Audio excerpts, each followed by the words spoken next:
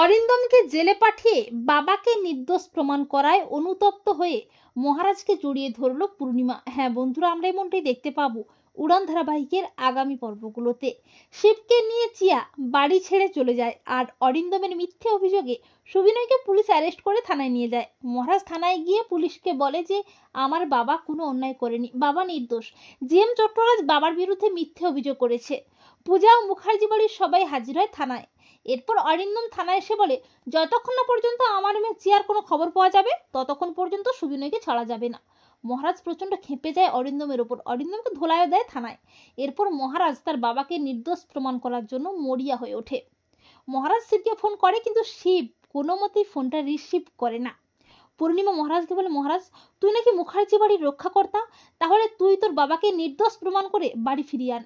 মহারাজ বলে আমি আগে শিব ও চিয়াকে খুঁজে বের করবো, আর তারপরে ওই জিএম চট্টরাজকে টানতে টানতে থানায় নিয়ে লকআপে ভরবো। এরপর মহারাজ তন্ন তন্ন করে খুঁজতে থাকে শিব ও চিয়াকে। একটা সময় মহারাজ শিব ও চিয়াকে খুঁজে বের করে থানায় নিয়ে যায়, এমনকি অরিন্দমকেও টানতে টানতে থানায় নিয়ে যায়। মহারাজ চিৎকার করে বলে, অফিসার এই যে শিব ও চিয়াকে এনেছি, আমার বাবা নির্দোষ, ছেড়ে দিন, আর আসল অপরাধীকেও ধরে এনেছি, লকআপে ভরুন।